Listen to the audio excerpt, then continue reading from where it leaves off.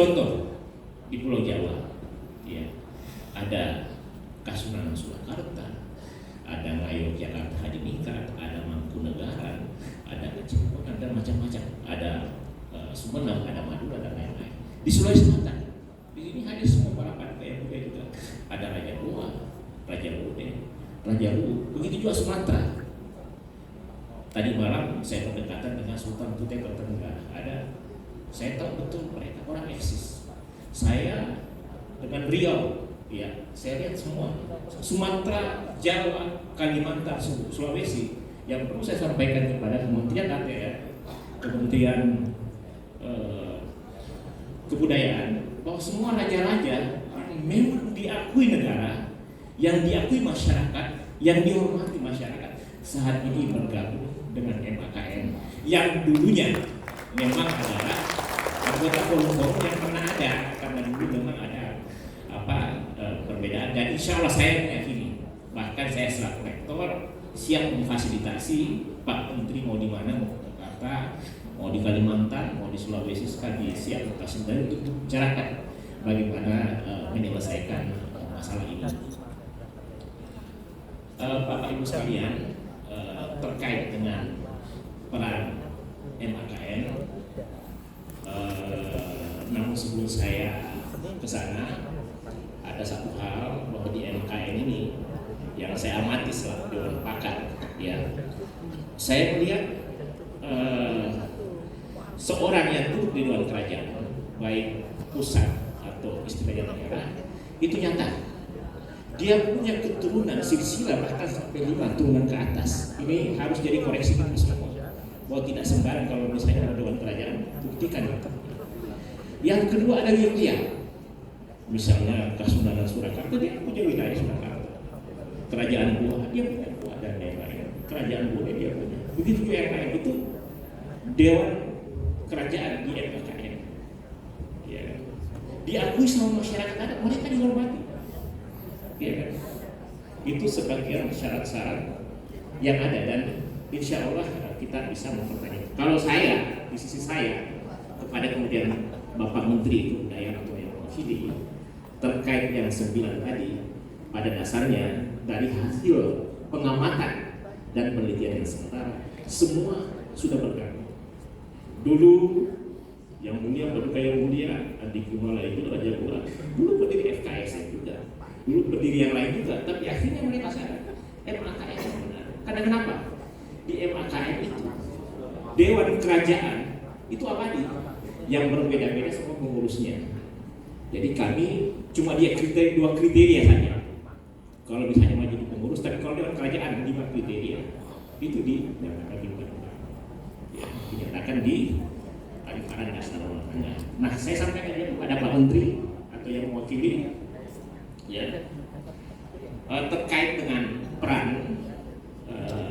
Kerajaan Nusantara dalam menyongsong generasi emas 2045.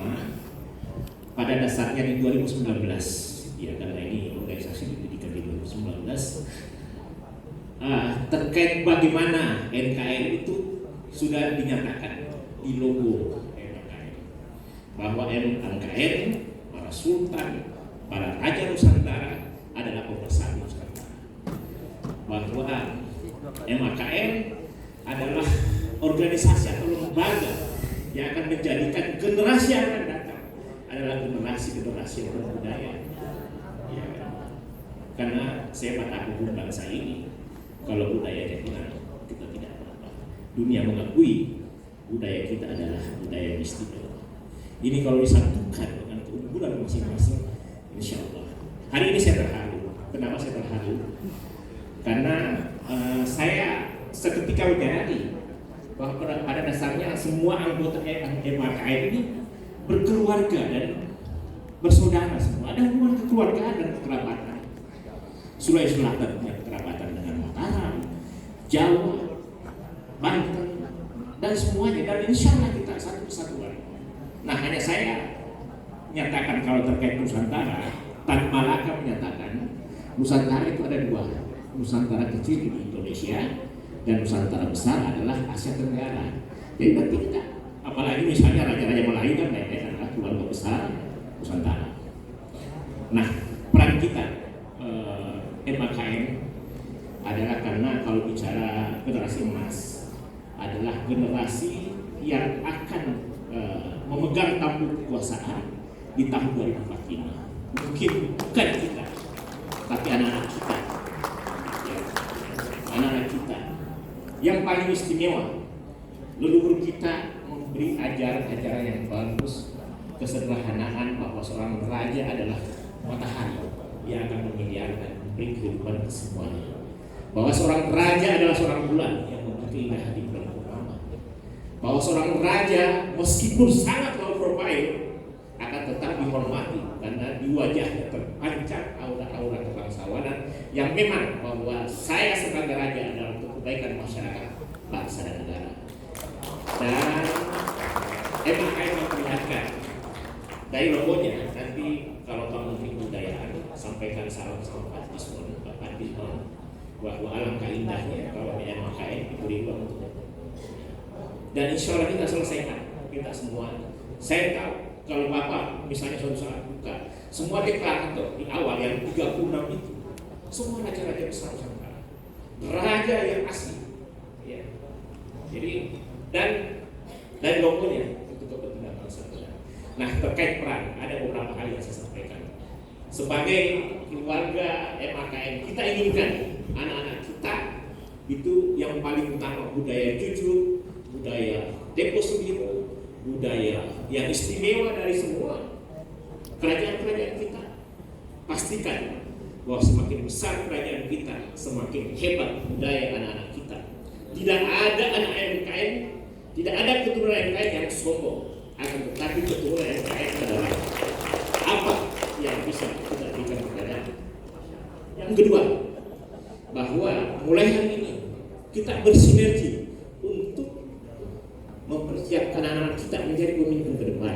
Karena sejarah menyatakan kalau kita jadi penonton, kita tidak akan pernah memperhatikan. Yang ketiga, MAKM mesti ingat apa yang disampaikan oleh Presiden John F. Kennedy. Don't ask what your country can do for you, but ask yourself what you can do for your country. Kita MAKM, mari kita memberi sebanyak-banyaknya kepada negara. MAKM punya banyak pahlawan-pahlawan, kembangkan itu. MAKM punya banyak aktor, punya banyak cendekiawan, ya.